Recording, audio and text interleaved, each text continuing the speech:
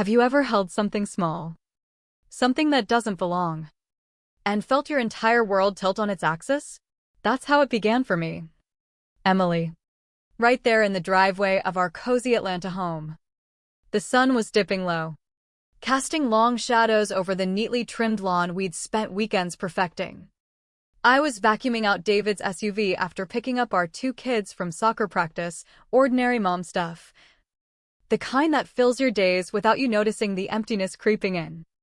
And then, under the passenger seat, my fingers brushed against it, a delicate silver hoop earring, studded with a tiny diamond. Not mine. Mine were gold. Simple. The pair he'd given me on our 5th anniversary. This one screamed youth. Flirtation. Something forbidden. I froze, the vacuum hose humming in my hand like a distant warning. My heart didn't race at first, it just sank. Heavy and cold. Like I'd swallowed lead. 10 years of building a life together, mortgage payments, school plays, whispered promises in the dark, and now this. I slipped the earring into my pocket, finished the car, and went inside to make spaghetti like nothing had happened. But that night, as David kissed my forehead absently before scrolling through his phone, I lay awake, staring at the ceiling fan spinning endlessly. The silence between us had grown so thick over the months, but I'd blamed it on his job stress, the late nights at the office. Now, I wondered if that silence hid screams I hadn't heard. The next few days blurred into a haze of pretend normalcy. I'd watch him over breakfast, buttering toast for our daughter Lily and son Max, laughing at their jokes with that easy charm I'd fallen for back in college. But his eyes? They skimmed past me, like I was furniture in our own home. He used to trace my hand with his thumb during meals. Now, he gripped his coffee mug like a shield. Long day ahead? I'd ask, voice steady. And he'd nod, muttering about client meetings in Charlotte. Lies, I suspected. But I needed proof before the storm inside me broke. So, I started small. His phone was always face down on the nightstand, a new habit that gnawed at me. One evening, while he showered, blasting that same classic rock playlist he'd loved since our dating days, I picked it up. The passcode? Our anniversary date. Poetic, isn't it? How the very thing that bound us unlocked his secrets. I scrolled through texts first. There she was, Sophia, with a heart emoji next to her name. Messages from weeks ago. Can't wait for our weekend escape. Miss your touch already. Photos attached her in a sundress on a beach. Him grinning beside her. The ocean mocking me in the background. My stomach twisted. Bile rising. But I didn't shatter. Instead, I forwarded everything to my hidden email, deleted the traces, and placed the phone back. As the water shut off, I slipped into bed, smiling when he emerged. You okay, babe? He asked, towel around his waist. Never better, I lied, my voice sugar-sweet. Inside, though, the hurt festered, turning sharp. I'd given him my prime years, stretched marks from carrying our kids, sleepless nights building our family. And he repaid it with this? A 24-year-old intern from his firm. All giggles and no baggage. The betrayal wasn't just physical, it eroded the foundation I'd trusted. But crying wouldn't fix it. Planning would. Weeks dragged on. Each day a performance. I'd pack his lunches with notes like old times, have a great day, love, while compiling a dossier in secret. Bank statements showed unexplained charges, hotel rooms in Miami, dinners for two, even a spa day I never enjoyed. I hired a private investigator quietly, using savings from my teaching job at the local elementary school. The reports came back like punches, photos of David and Sophia at cozy bistros, her arm looped through his, laughing under string lights. One shot captured them kissing in his car. The same one I'd found the earring in. Reading it alone in the school parking lot after class. I gripped the steering wheel until my knuckles whitened. The pain was raw.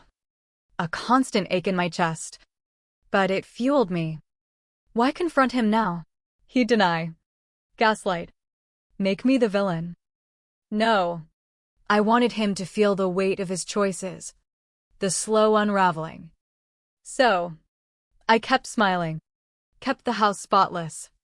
Kept the intimacy alive just enough to blind him. But every touch felt like poison now. A reminder of his divided loyalties. The kids noticed nothing, thank God for their innocence, but I lay awake. Replaying memories, our wedding vows in that little chapel. Promising forever. Forever. Apparently. Had an expiration date. The silence I maintained wasn't weakness, it was strategy. A coiled spring waiting to snap. And snap it would. But on my terms. Then came the deeper cut. Digging through his emails one night while he snored beside me, I found another thread. Not Sophia, but Lisa, my coworker and confidant at school. The one who'd brought casseroles when Max was born. Who I'd vented to about David's work stress over wine nights. Messages dated back months. Last night was incredible. When can we sneak away again? Attached, a selfie of them in a hotel bed. Sheets tangled. Her head on his chest. My world spun.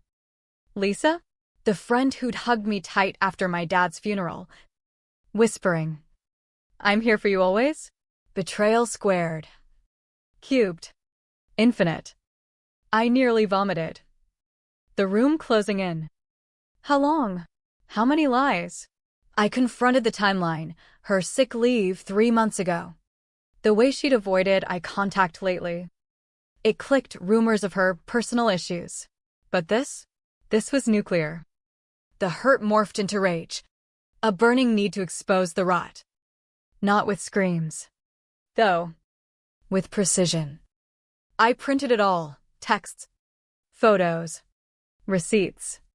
Met with a divorce attorney downtown. A sharp woman who nodded knowingly. Gather more, she advised. Make it airtight. So I did. Setting traps in conversations. How was that conference last week? I'd ask innocently. He'd fumble. Oh. Productive, while I knew he'd been with Lisa. Each lie sharpened my resolve. The psychological toll? Sleepless nights. Anxiety gnawing like acid. But I channeled it. Turning victim into avenger. Revenge wasn't about destruction. It was reclaiming my dignity. Making them pay the emotional price I'd already suffered. The confrontation with Sophia came first. Calculated and cold. I created an anonymous email. I know about you and David. Meet me at that coffee shop on Peachtree Street. Friday at 5 p.m. Come alone, she bit. Showing up in skinny jeans and a crop top. Scanning the room nervously. I approached from behind. Sliding into the booth opposite her. Sophia, I said calmly. She startled. Eyes wide. Who are wait? You're his wife. I nodded. Sliding over a folder of evidence. He told you we were separated? Lies. We got kids. A home. A life. Her face crumpled. Youth cracking under reality. He said. He promised. I leaned in. Voice low. Promises from a cheater? Worthless. But here's the deal. Deliver these divorce papers to him yourself. Let him see his future hand-delivered by his mistake. She hesitated. Tears streaking her mascara. Why me? Because you thought you could step into my shoes without consequences. Now walk in them. I left her there. Envelope in hand. The air thick with her regret. Walking out into the Atlanta humidity. A weight lifted, but the storm was building. Sophia's pain was a mirror of mine. But I felt no pity. She'd chosen this path, now she'd feel its thorns. Home that evening. I set the stage. Candles flickered on the dining table. His favorite steak cooling beside a glass of bourbon. In the center, the envelope. Now stamped with Sophia's shaky handwriting. David walked in, loosening his tie. Oblivious. Honey, this looks amazing. What's the occasion? I stood in the shadows. Open the envelope. He did, face paling as he read. Divorce? Emily. What the hell? I stepped forward. Voice steady. What the hell is you screwing around with Sophia and Lisa? The name hit like a bomb. He staggered back. How did you? I can explain. Explain fathering a child with my best friend? His eyes bulged. I'd pieced it together from Lisa's absence. The emails hinting at our little secret. He collapsed into a chair, head in hands. It was a mistake. The baby. I didn't plan it. Mistake? The word ignited me. Dropping your keys is a mistake. Building a secret family while I raised ours? That's betrayal. Tears streamed down his face now. Pleading. Please. For the kids. We can fix this. But I was done. The psychological scars he'd inflicted, the doubt. The isolation demanded justice. You fixed nothing. You broke everything. I walked out, leaving him with the ruins. Lisa was next. The wound deepest. I drove to her condo the following morning. Unannounced. She opened the door. Pale. Cradling a bundle in her arms. The baby, David's spitting image. Tiny fists waving. Emily, she whispered. I pushed past. The cry piercing the air. You held my hand through miscarriages. Lisa. While carrying his child. She sobbed. Collapsing onto the couch. He said he'd leave you. I believed him. The lie hung heavy. But her guilt was real. Etched in every tremor. I didn't yell, I stated facts. You stole my trust. My marriage. Enjoy the consequences. Turning away. I felt the final snap, the end of illusions. Therapy followed. Custody battles in sterile courtrooms. The kids' confused questions breaking my heart anew. David lost half his world, the house. Partial custody. His reputation at work when whispers spread. Sophia vanished. A ghost of bad choices. Lisa raised the baby alone. Isolated by shame. My revenge? Not flashy. But profound, exposing truths that forced them to live with their wreckage. The price? My own scars. Deeper trust issues. But also freedom. I rebuilt a new apartment. A promotion at school. Nights alone but whole. Betrayal taught me strength. Silence became my power. If life's handed you ashes, don't just rise, build an empire from them.